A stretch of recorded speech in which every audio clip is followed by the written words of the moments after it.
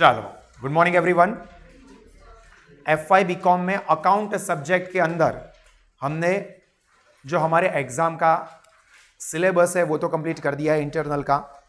At present जो university की तरफ से इंफॉर्मेशन आई है यूनिट 1 एंड 2 ये हमने कंप्लीट कर दिया है। अभी आज के लेक्चर के अंदर हम लोग अकाउंट के फंडामेंटल का सुपर रिवीजन करने वाले हैं, ठीक है, जिससे कि अकाउंट की फंडामेंटल चीजें आपको कितनी याद है और जो याद ना हो उसको डिस्कशन करेंगे तो आपको याद आ जाएगा। इससे आपको इंटरनल एग्जाम में भी बेनिफिट होगा एज वेल एज जो अकाउंट के फंडामेंटल्स है वो स्ट्रांग हो जाएंगे। तो सबसे पहले तो अकाउंट जो सब्जेक्ट हम लोग पढ़ रहे हैं उसमें डबल एंट्री सिस्टम, ये सबसे पहले आपको याद रखना है। डबल एंट्री सिस्टम हम लोग पढ़ते हैं।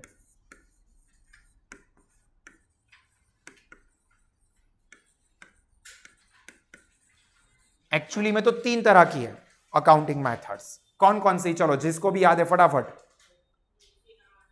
देसी नामा, double entry and single entry, double entry and single entry. चलिए मैं यहां पर आपको लिखवा देता हूं कि कौन कौन सी है। देखो, सबसे पहले देसी नामा सिस्टम। ध्यान रखना ये सारी चीजें आपको एमसीक्यू के एंगल से शायद काम लगे। देसी नामा system is the most ancient method of accounting. Most ancient method,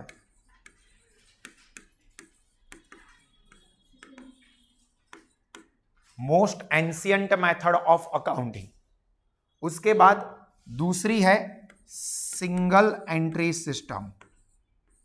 ये सारी चीजें हम लोगों ने पढ़ी ली है, अब हम लोग उसका कंप्लीट रिवीजन कर रहे हैं, क्विकली होगा। अभी ये सिंगल एंट्री सिस्टम है, उसका दूसरा नाम पता है? 11th स्टैंडर्ड में अकाउंट में आपको आ चुका है, accounting from incomplete records. Incomplete या सिंगल एंट्री, डबल एंट्री हो गई तो वो कंप्लीट हो गया, जबकि कंप्लीट एंट्री नहीं होती है, सिंगल होती है, इसीलिए उसको अकाउंटिंग फ्रॉम इनकम्प्लीट रिकॉर्ड भी कहते हैं। Accounting from incomplete record.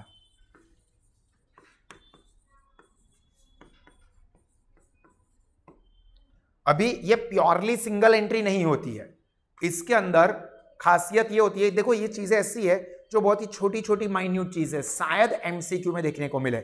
ऐसा नहीं है कि पूरा एमसीक्यू में आएगा ही या मोस्ट इंपॉर्टेंट है, सिर्फ रेफरेंस के लिए। सिंगल एंट्री सिस्टम का मतलब अपीरेंटली आपको क्या लगेगा, अक्सर नाम ही लिखा है सिंगल एंट्री तो एक ही एंट्री होगी, ऐसा नहीं होता है। इसके अंदर कुछ जो ट्रांजैक्शन होते हैं, सम ट्रांजैक्शन उसकी सिंगल एंट्री होती है, कुछ नो एंट्री होती है, और कुछ ट्रांजैक्शंस होते हैं जिसकी कोई एंट्री रिकॉर्ड नहीं होती है। तो some transaction only 1 entry, some transaction 2 entries and some transaction not recorded। अभी सर पता कैसे चलेगा कि कौन से ट्रांजैक्शन की एक ही एंट्री रिकॉर्ड होगी, कौन से ट्रांजैक्शन की 2 एंट्री रिकॉर्ड होगी, कौन सा ट्रांजैक्शन बिल्कुल भी रिकॉर्ड नहीं होगा? तो आपकी जानकारी के लिए याद है, किसी को 11th में भी आ चुका है, कौन से ट्रांजैक्शन या कौन से अकाउंट रिकॉर्ड होते हैं ये याद है किसी को? इकोनॉमिक तो अकाउंट में कोई भी हो, इकोनॉमिक ट्रांजैक्शन ही रिकॉर्ड होते हैं।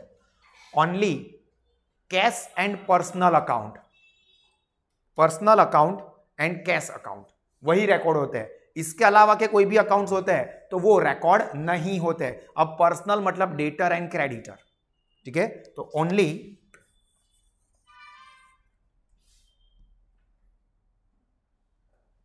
Personal.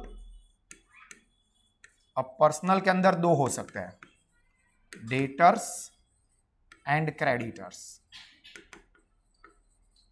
And cash account.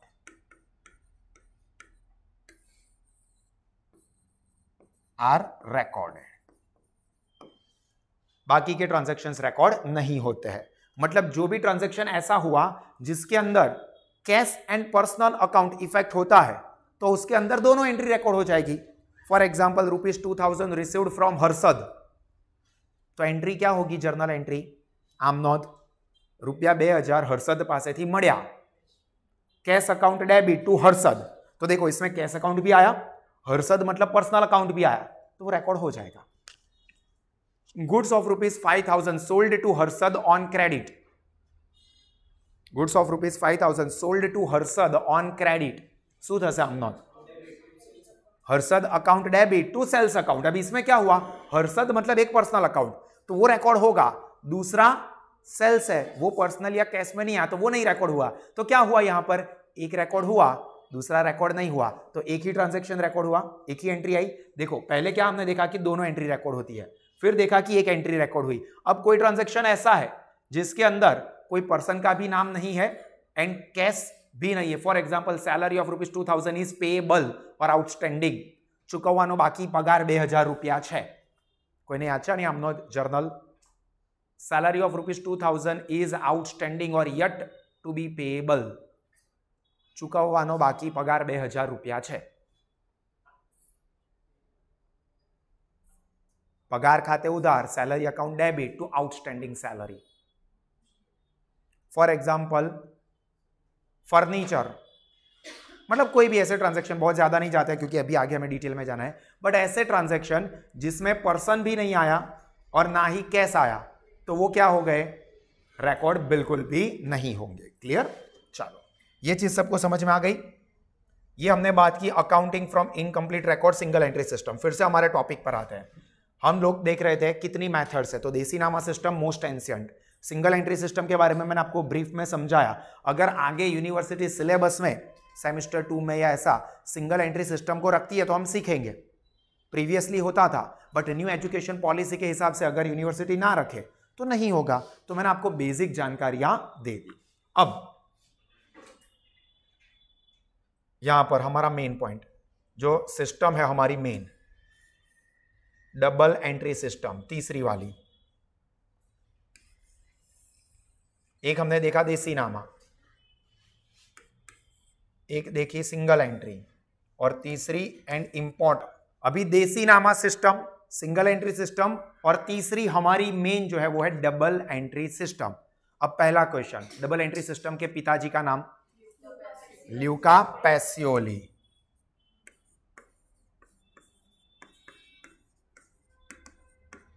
Pacioli कौन से ईयर में इंट्रोड्यूस किया था?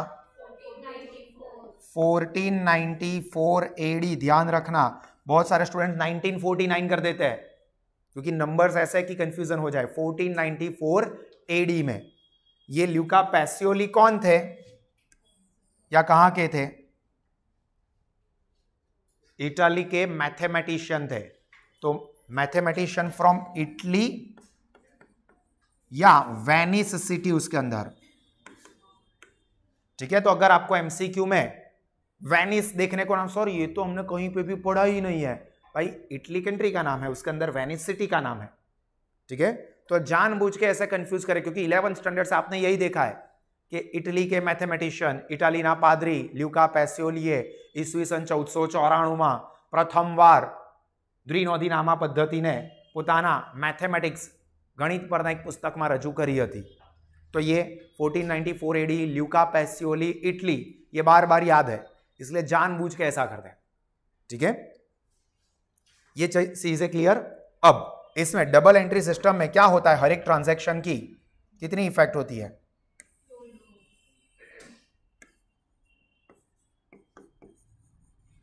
Every transaction has 2 effects. अब 2 इफेक्ट मतलब एंट्री 3, 4, 5 भी निकले, बट अल्टीमेट इफेक्ट क्या निकलेगी? Debit and credit. डेबिट और क्रेडिट का टोटल इक्वल होगा। One is debit and second is credit. Debit and credit effect ये डबल एंट्री सिस्टम के हिसाब से हर एक ट्रांजैक्शन की होती है, और ये डेबिट और क्रेडिट इफेक्ट सेम होती है। इसीलिए अकाउंटिंग इक्वेशन या जिसको बैलेंस शीट इक्वेशन भी कहा जाता है वो आया है। ये हमारी डबल एंट्री सिस्टम के ऊपर से ही हमारा अकाउंटिंग इक्वेशन बना हुआ है, इसके ऊपर से ही हमारा अकाउंटिंग इक्वेशन, या फिर उसको दूसरा नाम है बैलेंस शीट इक्वेशन, ये बना हुआ है। अभी किसी को ये बैलेंस शीट इक्वेशन पता है? वाला बहुत बेसिक चला। Asset is equal to capital plus liability, आटली बધી તો બેલેન્સ શીટો બનાવી છે। બેલેન્સ શીટમાં લાયબિલિટી સાઈડ પર આપણે લખીએ છીએ capital and liability, right side પર અસેટ, तो asset is equal to capital plus liability. तो ये क्या होता है हमारा accounting equation, asset is equal to capital plus liability. इसी को दूसरे और फॉर्म में प्रेजेंट करना हो तो हम कर सकते हैं, कैसे? Very good, capital is equal to assets minus liability, और liability is equal to assets minus capital. Clear? This is important, क्योंकि आपको एमसीक्यू अगर पूछते हैं तो इसमें से find out the correct accounting equation या फिर इनकरेक्ट अकाउंटिंग इक्वेशन, इस तरह से भी कर दे, capital minus liability is equal to asset, वो गलत है। Asset plus capital is equal to liability, गलत है। Liability is equal to asset minus capital, तो ये सही है। तो सही या गलत किसी भी तरह से पूछ सकते हैं, आप एक ही वे पर सोच के जाओगे, जरूरी नहीं है कि एमसीक्यू उसी तरह से पूछे। एमएस यूनिवर्सिटी के पास्ट पेपर्स के डिस्कशन के वीडियोस हमारे साहस एप्लीकेशन पे रखे हुए, कुछ वीडियोस यूट्यूब चैनल पर ओपन में भी है, तो आप देखो ताकि पता चले कि आप जितना इजी सोचोगे उतना इजी पेपर नहीं होता है, ट्विस्टिंग होता है। ठीक है, ट्विस्टिंग होगा तो आपको ऐसा लगेगा कि कब का हमने तो सिलेबस खत्म कर दिया, हमको तो सारी चीजें आती है, अभी तो हमारे फुल मार्क्स आ जाएंगे। नहीं आएंगे उतने इजीली। जब तक आप हर एक ये छोटी से छोटी चीजों को अच्छे से समझते नहीं हो तब तक रिस्क बना रहेगा कम रिजल्ट का। ठीक है, चलो ये चीजें क्लियर। अभी इसी के अंदर एक और चीज भी हम डिस्कस कर लेते हैं कि अकाउंटिंग इक्वेशन के हिसाब से अकाउंट के कितने टाइप्स निकलते हैं, types of account.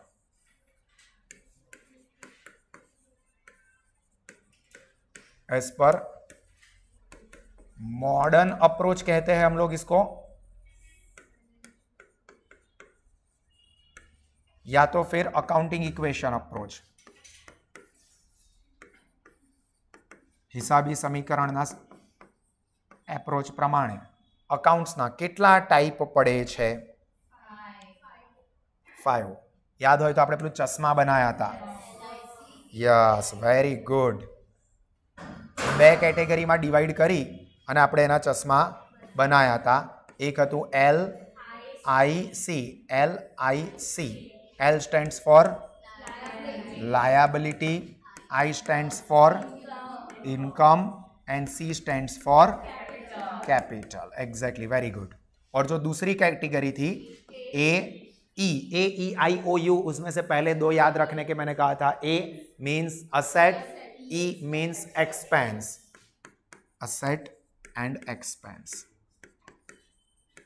Suppose offline में बैठे हुए कोई भी स्टूडेंट न्यू है या ऑनलाइन लाइव वाले या एप्लीकेशन में ये वाले लेक्चर को देख रहे सीधा, और ऐसा है कि सर हमको तो सारी चीजें नहीं समझ में आ रही है, तो ऐसा इसलिए हो सकता है क्योंकि ये सारी चीजें आगे के लेक्चर्स में मैंने पढ़ाई है, हम इसका फंडामेंटल रिवीजन कर रहे हैं। अभी आप लोग क्या कर सकते हो, तो सबसे पहले तो टॉपिक वाइज सारे के सारे सेशंस देखते हो तो बहुत अच्छा है। हमारी साहस स्मार्ट स्टडीज एप्लीकेशन के ऊपर पूरे के पूरे हर एक टॉपिक के अच्छे से डिटेल में एक्सप्लेनेशन वाले वीडियो रखे हैं।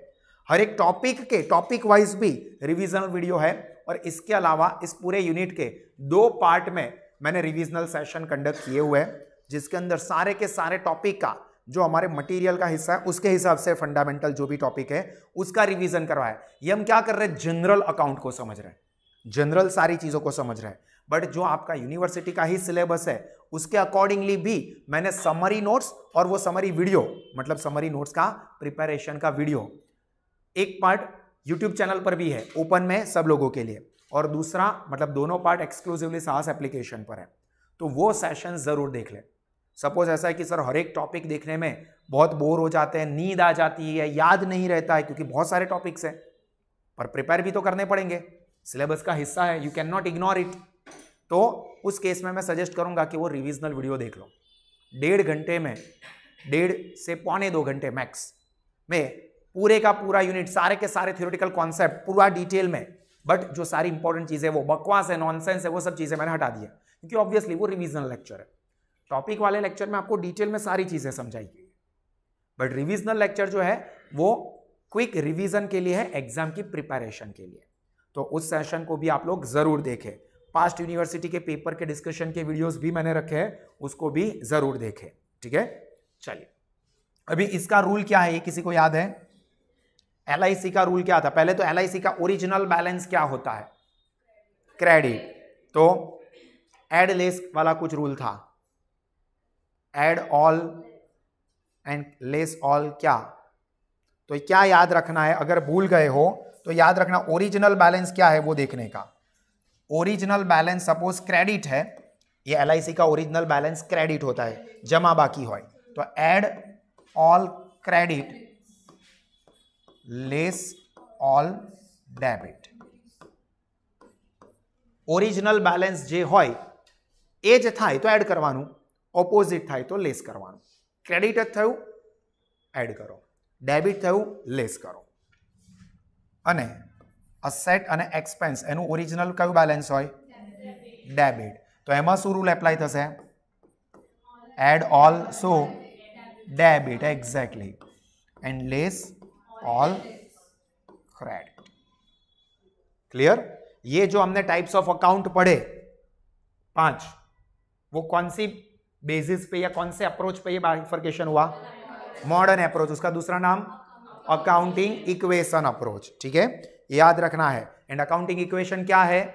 Asset is equal to capital plus liability. अभी उसको बैलेंस शीट इक्वेशन कहे या अकाउंटिंग इक्वेशन कहे, दोनों सेम ही हुए, और उसी की वजह से हमारे बैलेंस शीट का टोटल हमेशा इक्वल होता है। अभी इसी के ऊपर जो दूसरा एक अप्रोच है वो भी डिस्कस कर लेते हैं। जैसे हमने समझ डिस्कशन में लिया कि दिस इज मॉडर्न अप्रोच, तो अभी इसके साथ साथ ही हम लोग कवर करते हैं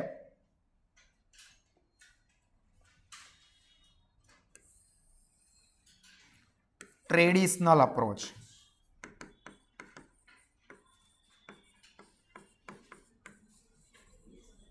आ ट्रेडिशनल अप्रोच तो तुम्हारू फेवरेट है। ट्रेडिशनल अप्रोच के हिसाब से, ट्रेडिशनल अप्रोच के हिसाब से ध्यान से सुनना मेरे क्वेश्चन को, कितने मेन टाइप्स ऑफ अकाउंट्स होते हैं? मेन कितने टाइप्स ऑफ अकाउंट होते हैं as per traditional approach?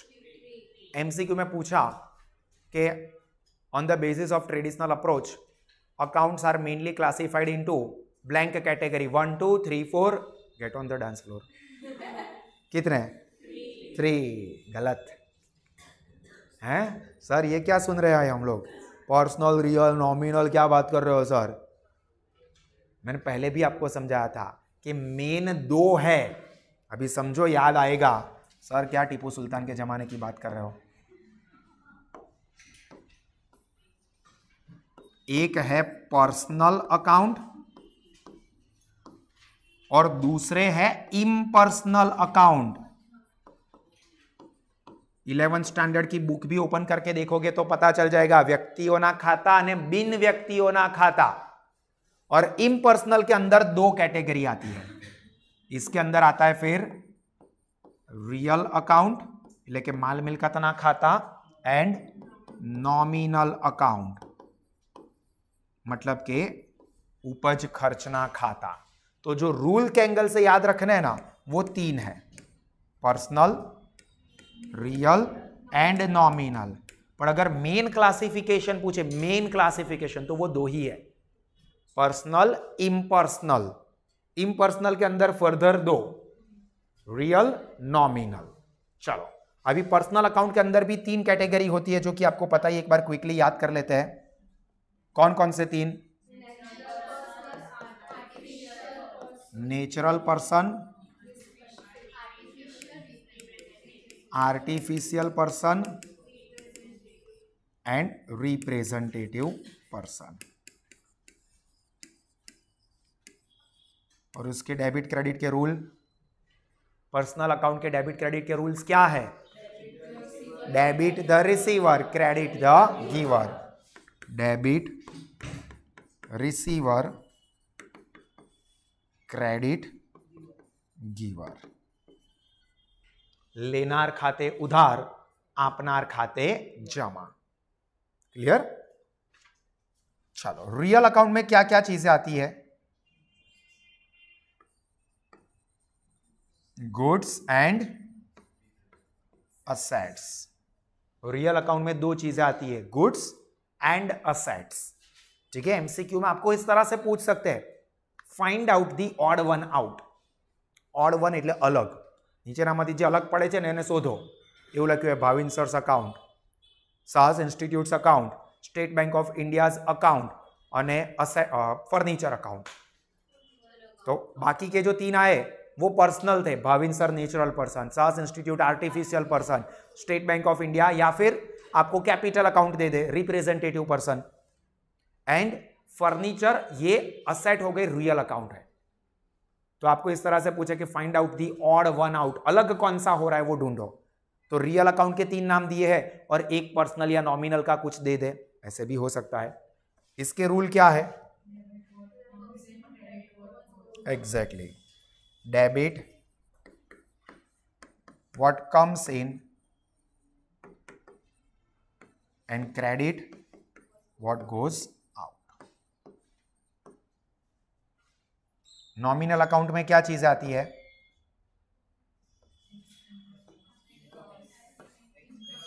Income, gain या profit, expense, loss. Expense and loss क्या होते हैं रूल के हिसाब से? Debit, incomes and gain, credit. बोलो समझ में आया यहां तक की चीजें? कंप्लीट। सब लोगों को ऑफलाइन में, ऑनलाइन लाइव में, सब लोगों को थम्स अप कर दो जल्दी से। किसी को कोई कंफ्यूजन है तो पूछ सकते हैं। डन। चलिए, अभी इसके बाद हम लोग जो थ्योरेटिकल टॉपिक है, ये जो टॉपिक 4 तक का है हमने वो किया। डेफिनेशन टर्मिनोलॉजी में अभी नहीं करवा रहा हूं, ठीक है? उसके बाद हम बढ़े, उससे पहले इसी को अकाउंटिंग के प्रोसेस को ही पूरा समझ लेते हैं। तो अकाउंट में हमने आइडेंटिफाई किया कि जो बिजनेस ट्रांजैक्शंस होते हैं वो रिकॉर्ड किए जाते हैं। तो ट्रांजैक्शंस, अकाउंटिंग साइकिल पूरी हम लोग समझ लेते हैं और उसके अंदर आने वाले सारे के सारे पार्ट को डिस्कस कर लेंगे।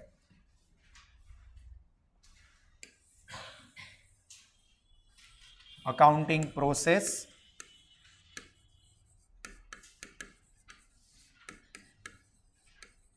वैसे आपको ये अकाउंटिंग साइकिल वाले टॉपिक के नाम से भी आ चुका है।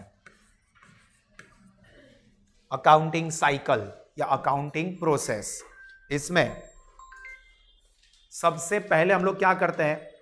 बिजनेस ट्रांजैक्शन को आइडेंटिफाई करते हैं। अकाउंटिंग साइकिल या अकाउंटिंग प्रोसेस याद करो, 11th स्टैंडर्ड जो पार्ट 1 में हमने पढ़ा था वही चीज मैं आपको रिकॉल करवा रहा हूं, ठीक है? तो सबसे पहले होता है बिजनेस ट्रांजैक्शन,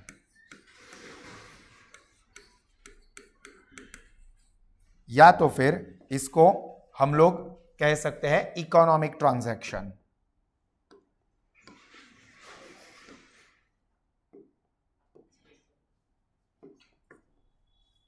चलिए, अभी बिजनेस ट्रांजैक्शन जो है उसको हम लोग रिकॉर्ड करते हैं।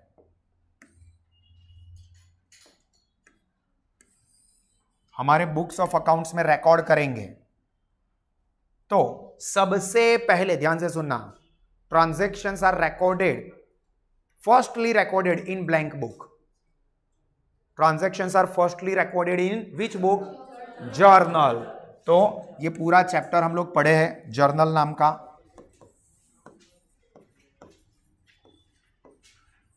जर्नल में ट्रांजैक्शन कब रिकॉर्ड करते हैं एंड कौन से करते हैं? याद करो, व्हेन बिजनेस इज स्मॉल और number of transactions are less, then all types of transactions are recorded in one book which is called journal. 11th standard में જર્નલ की डेफिनेशन आई थी. જ્યારે ધંધો નાનો હોય અને વ્યવહારોની સંખ્યા ઓછી હોય ત્યારે બધા જ વ્યવહારોને એક જ ચોપડે નોંધવામાં આવે છે, જેને આપણે કહીએ છીએ આમ નોંધ. And this is called the primary book of account. ये इंपॉर्टेंट है. प्राइमरी बुक ऑफ अकाउंट या फिर उसका दूसरा नाम एक और याद है किसी को? Very good. Book of original entry. Book of original entry, जिसमें all types of transaction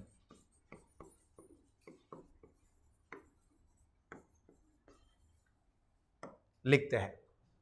all types of transaction मतलब चाहे ट्रांजैक्शन कैश हो, चाहे ट्रांजैक्शन क्रेडिट हो, या चाहे स्पेशल ट्रांजैक्शन हो, वो भी समझ लेते हैं तीनों चीजों को.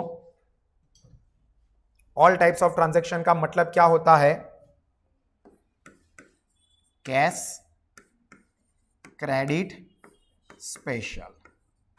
चलिए मुझे तीनों के एग्जांपल दे दीजिए. कैश ट्रांजैक्शन किसे कहेंगे? Transaction in which cash is received और पेड इमीडिएटली. जे व्यवहार में तरत रोकड़ आवे के जाए तेने आपणे रोकड़ व्यवहार कहीशुं. जेम के 5000 रुपया पगार चूकव्यो, 2000 ब्रोकरेज रिसीव्ड, तुरंत मिल गया. क्रेडिट ट्रांजैक्शन साखना व्यवहार, उधार व्यवहार कोने कहीशुं?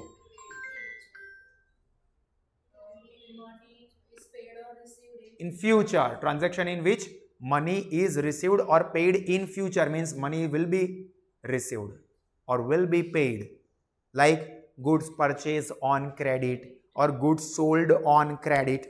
Then what is the special transaction? विशिष्ट व्यवहारों. स्पेशल ट्रांजैक्शन कौन है कहीशुं? जिसमें कैश ना अभी रिसीव या पे हो रही है, ना ही फ्यूचर में होगी. अभी भी नहीं, फ्यूचर में भी नहीं, मतलब कभी भी नहीं. Yes, very good, exactly. Depreciation, घसारो. तो असेट के ऊपर हम डेप्रीसिएशन चार्ज करते हैं. मेरा 1 लाख का एक्टिवा 1 साल के बाद 80,000 का हो गया, तो 20,000 रुपए मैंने किसी को दिए नहीं है, ना ही मैं किसी को देने जाने वाला हूं, बट फिर भी उसकी वैल्यू 20,000 रुपए से कम तो हो गई, तो वो स्पेशल ट्रांजैक्शन हो जाता है. ठीक है, तो वो होते हैं स्पेशल ट्रांजैक्शन. तो ये सभी टाइप के ट्रांजैक्शन कोई भी हो वो जर्नल में रिकॉर्ड होते हैं. अब कौन से सीक्वेंस में रिकॉर्ड होते हैं ये याद है किसी को? Exactly word. चलो बीजू कोई? आम नोंध में जे बधा व्यवहारो लखाई छे ए कया क्रम में लखाय? एमसीक्यू में आता है डेली, तो बराबर है, पण एने थोड़ुं व्यवस्थित तमे केवी रीते कही सको? डेली मतलब तारीख मुजब. जे तारीख पहला होय तारीखनो व्यवहार पहला, पछी जे तारीख थई होय एनो पछी व्यवहार. मतलब पहली तारीखे पछी व्यवहार आवशे बीजी तारीखनो ज, पछी त्रीजी तारीखनो. जेवुं नहीं थाय पहला पछी 15मी तारीखनो व्यवहार ईजी लागे छे तो ए पहला लखी दईए, पछी बीजी वाળી तारीखनो पछी लखीए छे. जिस सीक्वेंस में ट्रांजैक्शन हुए हैं उसी सीक्वेंस में ट्रांजैक्शंस को रिकॉर्ड किया जाता है, and that is called chronological order. MCQ में आता है क्रोनोलॉजिकल ऑर्डर. क्लियर? और इसके साथ साथ इतना डिस्कस किया ही है तो जर्नल का फॉर्मेट भी देख लेते हैं. टेबल केवुं है? आम नोंधनु टेबल.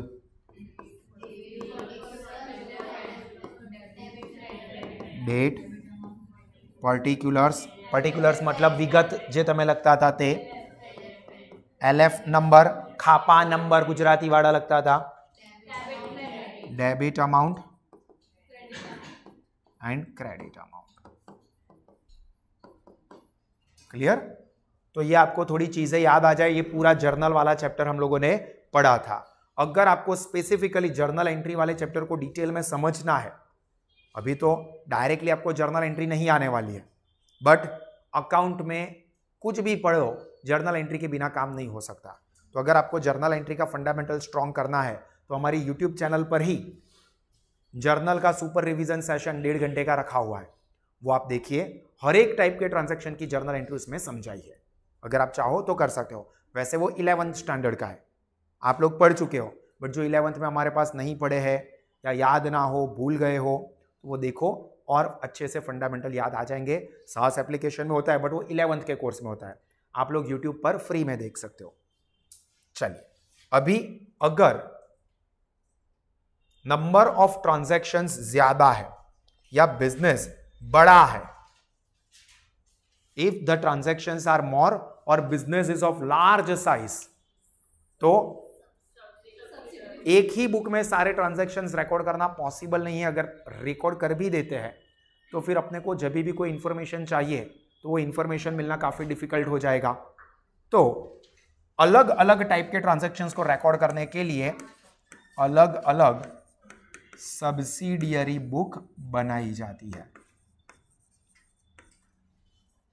अलग अलग नेचर या अलग अलग टाइप या कैटेगरी के ट्रांजैक्शंस को रिकॉर्ड करने के लिए अलग अलग टाइप की सब्सिडियरी बुक बनाई जाती है। अब कितने टाइप की सब्सिडियरी बुक है? नंबर 8। वेरी गुड, 8 टाइप की सब्सिडियरी बुक्स है। चलो एक बार क्विकली, कौन कौन सी, जल्दी से मुझे, एक मिनट गियर में पाड़ी भागवत मारे थे गाड़ी। परचेस बुक कौन से टाइप के ट्रांजैक्शंस रिकॉर्ड करता है, ये भी डिस्कस कर ही ले। चलिए बोलिए, परचेस बुक में कौन से ट्रांजैक्शंस रिकॉर्ड होते हैं? आधी इंफॉर्मेशन एक का पता चल जाएगा, आगे का ऑटोमेटिक आ जाएगा। क्रेडिट परचेस अभी भी आधा, किसी ने अलग अलग बोला, ज्वाइन करो। क्रेडिट परचेस इतना ही बोला ना, अभी भी आधा है। किसी ने बोला था यहां पर से ही, एक वर्ड मुझे सुनने में आया था जो कि यहां पर मिसिंग है। कैश तो आता ही नहीं है। क्रेडिट परचेस हजू कई बोले છે, મને ખબર નહીં, એક અવાજ છૂટો, એકલો વર્ડ છૂટો સંભળાય છે। हाँ आखू बोल ने यार, तो हजू મને અવાજ આવે છે, મને અવાજ ભાई મને એવું થાય છે કે મંજુલિકાનો અવાજ તો નહીં આવતો હોય ને। Credit purchase of goods only. Credit purchase बोलोगे तो उसमें तो क्रेडिट परचेज ऑफ असेट भी हो सकता है, तो credit purchase of asset purchase book में नहीं आता है, तो बताओ कहां आता है? Credit purchase of asset journal proper. Very good, तो यहां पर सिर्फ क्रेडिट परचेज ऑफ गुड्स आता है, credit purchase of goods.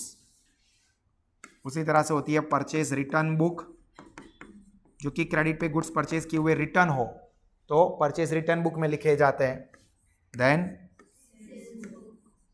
Sales book, जिसमें क्या रिकॉर्ड होता है? Credit sales of goods. Then fourth sales return book. Then cash book, क्या रिकॉर्ड होता है? All cash transaction. Purchase sales ऐसा नहीं बोलना है, कोई भी कैश ट्रांजैक्शन हो, चाहे purchase of goods, sales of goods, purchase asset, sales asset, income received, expense paid, कुछ भी हो, कैश हुआ ना, cash book. Then exactly bills receivable book. Then bills payable book. And last, जिसका कोई नहीं होता उसका जर्नल प्रॉपर, गुजराती में खास आमनोंध।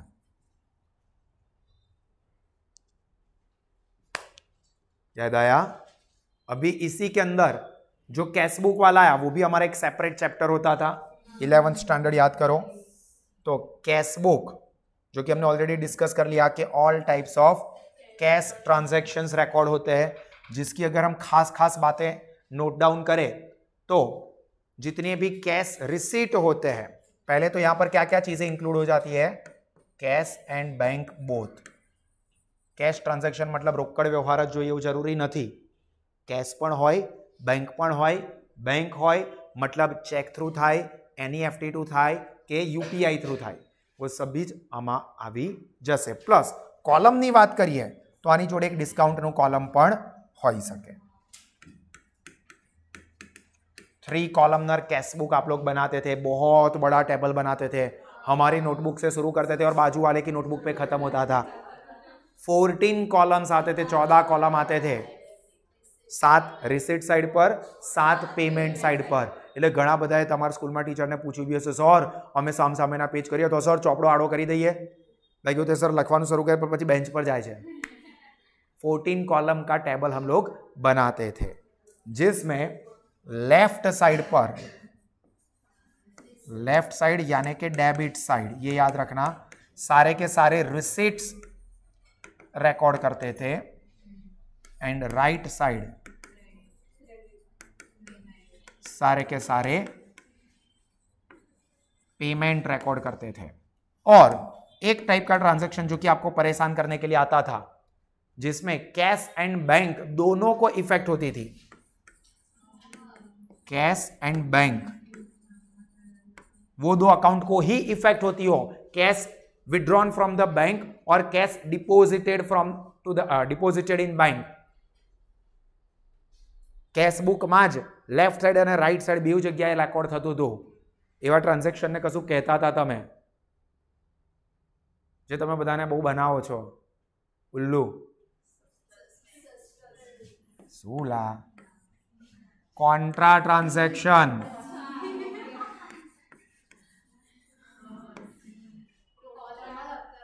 कॉलम में लगता था ने सी, एने कहेवाता था कॉन्ट्रा ट्रांजेक्शन. आलू हिंट आपी पण नहीं समझता तो याद. अकाउंटना लेक्चरमां मारे संस्कृतना शब्दोनो प्रयोग करवो पड़े, सारूं लागे छे. गुजरातीमां तमे एमां बी वर्ड एवो ज छे, जमा खर्ची व्यवहार एवुं लखता था. याद छे? सर अમને एक लैंग्वेज में याद नहीं रहती, તમે બે लैंग्वेज में केम याद राखो छो? जमा खर्ची व्यवहार, इंग्लिश में contra transaction, transaction in which only cash and bank account is affected. Example, cash deposited in bank और cash withdrawn from the bank. ठीक है, इसके अंदर हमेशा ध्यान रखना होता है कि cash column always debit balance ही होता है, जबकि बैंक कॉलम में डेबिट बैलेंस भी हो सकता है, जिसको बैंक बैलेंस कहते हैं, या क्रेडिट बैलेंस भी हो सकता है, जिसको क्या कहते हैं?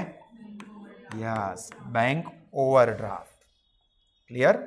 ये थोड़ा बहुत कैश बुक वाले चैप्टर के फंडामेंटल पार्ट थे, वो हमने डिस्कस किए.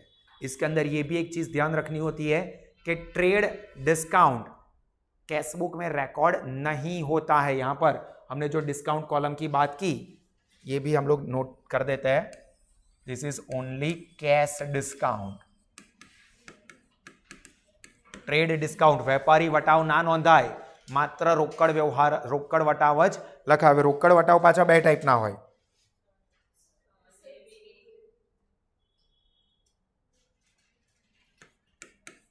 डिस्काउंट अलाउड, जो कि डेबिट साइड पर होता है,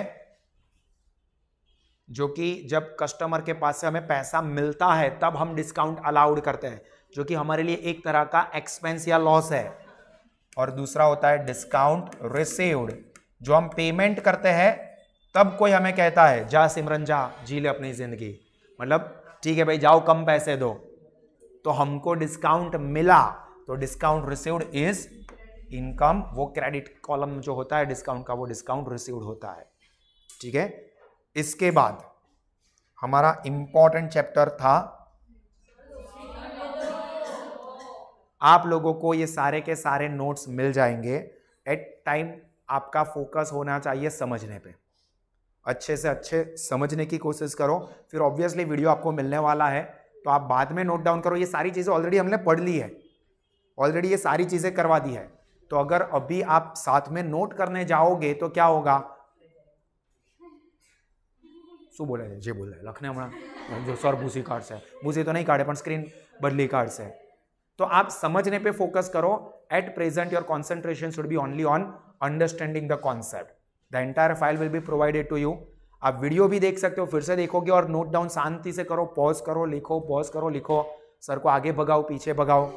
हाँ सर बहुत हैरान करा, जो हमें भी हैरान करिए। वो वीडियो में आपको जो करना है वो कर सकते हो, और ये फाइल भी आपको पूरी मिल जाएगी, ठीक है। ये जो पूरी नोट लिख रहे हैं हम लोग, ये पूरी की पूरी फाइल, ये जो हमने आज के लेक्चर में ये सबको नोट डाउन कर रहे हैं, ये कुछ भी नहीं निकालेंगे, ये सारी की सारी चीजें आपके पास ही रहेगी, ठीक है, डोंट वरी। चलिए यहां पर आता है हमारा इंपॉर्टेंट चैप्टर। चाहे या तो हमने जर्नल एंट्री में सारे के सारे ट्रांजैक्शन एक साथ लिखे, या तो फिर अलग अलग टाइप के सब्सिडियरी बुक में सेपरेटली ट्रांजैक्शंस रिकॉर्ड किए। वो रिकॉर्ड कर देने के बाद, चाहे जर्नल हो या सब्सिडियरी बुक हो, उसके बाद क्या करना होता है, लेजर पोस्टिंग करना होता है। लेजर बुक में हम लोग लेजर पोस्टिंग करते हैं, तो यहां पर आएगा लेजर पोस्टिंग। मोस्ट कॉमन होता है जर्नल पर से लेजर पोस्टिंग करना, सब्सिडियरी बुक पर से भी लेजर पोस्टिंग हो सकता है, एंड कैश बुक पर से भी हो सकता है।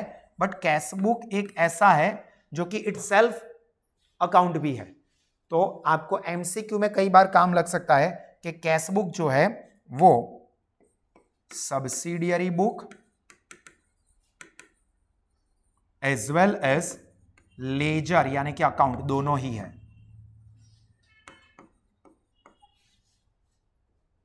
ठीक है। अभी लेजर पोस्टिंग के रूल क्या होते थे, जर्नल पर से लेजर पोस्टिंग कर रहे हो सपोज, तो जितनी भी जर्नल एंट्रीज लिखी है उसमें जितने जितने अकाउंट इफेक्ट हुए हैं वो सारे अकाउंट कितने हैं वो हम लोग फाइंड आउट करते थे, और फिर हर एक के हम लोग टेबल बनाते थे। टेबल के लिए पेज को हम बीच में से फोल्ड कर देते थे, left side debit, right side credit, date, particular, वच्चे कॉलम कયું JF number, exactly LF number नहीं बोलવાનું કારણ કે લેજર તો આપણે બનાવી જ રહ્યા છે। जर्नल में हम लोग एलएफ नंबर लिखते थे, तो लेजर में हम लोग जर्नल नंबर लिखेंगे। तो date, particular, JF number, amount rupees, 4 column debit side, उसी तरह से 4 कॉलम क्रेडिट साइड पर date, particular, JF number, amount rupees. Posting कैसे करेंगे, तो जर्नल एंट्री में जो अकाउंट डेबिट हुआ है उस अकाउंट के डेबिट साइड पर लिखेंगे, नाम ऑपोजिट क्रेडिट वाले का लिखेंगे, और जर्नल एंट्री में जो अकाउंट क्रेडिट हुआ है उसके अकाउंट में यानी कि लेजर में अकाउंट में क्रेडिट साइड पर लिखेंगे क्या, डेबिट वाले का नाम। एग्जांपल तरीके, cash account debit to capital account 50,000। आओ तमने एक जर्नल एंट्री है, तो जर्नल एंट्री में क्यों अकाउंट डेबिट थयु, कैश अकाउंट, तो कैश अकाउंट में रिकॉर्ड करेंगे डेबिट साइड पर नाम किसका लिखेंगे, कैपिटल का, क्रेडिट वाले का, ठीक है। रिकॉर्ड डेबिट साइड पर करने का, पर वहां पर पर्टिकुलर में लिखेंगे to capital account. Debit side पर आगे टू वर्ड लिखा जाता है, क्रेडिट साइड पर बाय वर्ड लिखा जाता है। गुजराती मीडियम स्टूडेंट्स खास ध्यान राखे, खातु बनाओ तो डाबी बाजू आगे TO2 और जमणी बाजू पोस्टिंग करो तो BY बाय, BUY बाय के BYE बाय ना करी देता, BY बाय, क्लियर। अभी journal entry, cash account debit हुआ था तो कैश अकाउंट में डेबिट साइड पर लिखा, कैपिटल अकाउंट क्रेडिट हुआ है तो कैपिटल अकाउंट में क्रेडिट साइड पर लिखेंगे, नाम किसका लिखेंगे, कैश का यानी कि डेबिट वाले का, क्लियर। इसी तरह से जितने भी ट्रांजैक्शंस होते हैं उन सबका लेजर पोस्टिंग कर दिया जाता है। लेजर पोस्टिंग हो जाता है, उसके बाद हर एक लेजर का टोटलिंग एंड बैलेंसिंग, खातानो सरवाळो करी अने बाकी शोधवानी। एमां बहु एक इम्पोर्टન્ટ वस्तु छे, बधा ज खातानी बाकी ना शोधाय।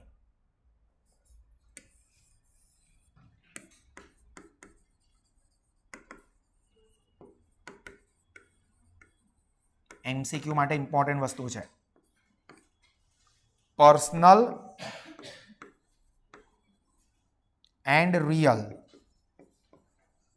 आ अकाउंट्स नी बाकी शोधाय, बट नॉमिनल अकाउंट एटले के इनकम एक्सपेन्स ना એની બાકી ના શોધાય, એનું ખાલી टोटल જ થાય। Personal account and real account उसका टोटल करके बैलेंस ढूंढा जाता है, मतलब सरवाड़ो करी अने खातानी बाकी शोधाय, पण नॉमिनल अकाउंटनी बाकी ना शोधाय। पूछो केम? एना करते हो नहीं इच्छा के बताइए, कहिए सर। चलो पूछ्યું હોય તો હું જવાબ આપી દઉં, તમારામાંથી કોઈની ઈચ્છા કરી? ઓકે, જો નોમિનલ અકાઉન્ટની અંદર કયા ખાતા આવતા હોય છે? ઇન્કમ અને એક્સપેન્સના। હવે મેચિંગ કોન્સેપ્ટ નામનો કોઈ કોન્સેપ્ટ ભણ્યા હતા આપણે કે આ વર્ષના આવકો અને આ વર્ષના ખર્ચા જ કન્સિડર થાય। હવે એ જે આવક કે ખર્ચ હોય એ એક વર્ષ પૂરતી જ હોય। આ વર્ષની મને જે ફીસ મળી એ આ વર્ષ પૂરતી જ છે, આવતા વર્ષની એ ફીસ નથી। આ મહિનાનું હું જે લાઇટનું બિલ ભરીશ એનો ફાયદો આ મહિના પૂરતો જ છે, આવતા મહિનાનો નથી, તો એની બાકી કેવી રીતે શોધાય? પણ આ બોર્ડ છે તો આ બોર્ડ આ વર્ષે લીધું છે, રિયલ અકાઉન્ટ છે, આવતા વર્ષે પણ મને કામ લાગવાનું છે, તો એની બાકી રહેશે, કારણ કે નેક્સ્ટ યર એનો યુઝ થવાનો છે। ક્લિયર? પર્સનલ અકાઉન્ટ ડેટર્સ આવે, ક્રેડિટર્સ આવે, એ બધાનો લાભ આપણને એક કરતાં વધારે સમય માટે મળવાનો છે, આગળ કેરી ફોરવર્ડ થાય, પણ આવક કે ખર્ચ એનો લાભ ચોક્કસ હિસાબી વર્ષ પૂરતો જ હોય છે, એટલે એની બાકી આગળ લઈ જવાય નહીં, જેના ઉપર આપણે ડિટેલમાં આગળના લેક્ચરમાં ડિસ્કસ કરીશું। અત્યારે પછી તમારે આગળનો લેક્ચર છે એટલે અહીંયા આપણે આ આખું જે ડિસ્કશન કરી રહ્યા છે એને પોઝ આપીએ છીએ। હજુ અહીંયાથી આગળ બાકી છે, લેજર પોસ્ટિંગ પછી ટ્રાયલ બેલેન્સ આવશે, ફાઇનલ અકાઉન્ટ્સ આવશે, પછી જનરલ અકાઉન્ટિંગ કોન્સેપ્ટ અને કન્વેન્શન્સ છે એનું આપણે ખાસ રિવિઝન કરવાનું રહેશે। પણ આમાંથી તમને ઘણા બધા પોઈન્ટ્સ MCQમાં પણ અને ડિસ્ક્રિપ્ટિવ માટે પણ કામ લાગશે। આ વિડીયોને મેક્સિમમ જોજો, ફરી વખત જોજો, નોટ્સ બધી જ ધ્યાનથી વાંચજો, તમારા જેટલા પણ ફ્રેન્ડ્સ હોય એમને પણ શેર કરજો, અને તમારા જે પણ ફ્રેન્ડ્સ હજુ એવા હોય કે ક્લાસીસ જોઈન ના કર્યા હોય કાં તો જોઈન કર્યા હોય પણ એટલું સારું ક્વોલિટીનું એજ્યુકેશન કે સપોર્ટ ના મળતો હોય તો સાહસ ઇન્સ્ટિટ્યૂટમાં offline mode, online live mode અને સાહસ એપ્લિકેશન ત્રણેય મોડથી તમે બેસ્ટ ક્વોલિટીનું એજ્યુકેશન સૌથી ઓછામાં ઓછી ફીસમાં મેળવી શકશો। અને દરેક લેવલના સ્ટુડન્ટને ધ્યાનમાં રાખીને ભણાવીએ છીએ કે હોશિયાર સ્ટુડન્ટને પણ એવું લાગે કે અમને ઘણું બધું જાણવા શીખવા મળે છે, અને કદાચ જે ભણવામાં એકેડેમિકલી થોડા કાચા હોય એમને પણ એવું થાય કે નહીં અમને ખબર પડે છે અને શીખવા જાણવા મળે છે। પ્લસ રિવિઝન માટે બધા વિડીયોઝ છે, એટલે તમે ગમે તેટલી વખત પ્રિપેરેશન કરી શકો, ગમે ત્યારે કરી શકો, કે જેનાથી એક્ઝામમાં કોઈ જ તકલીફ પડે નહીં। તો આનો બેનિફિટ બધા જ લેજો અને તમારા દોસ્તોને ઇન્ફોર્મ કરજો। ઠીક છે? Clear everyone? નેક્સ્ટ લેક્ચરમાં આપણે આગળ ડિસ્કસ કરીશું। God bless you all. જય હિન્દ।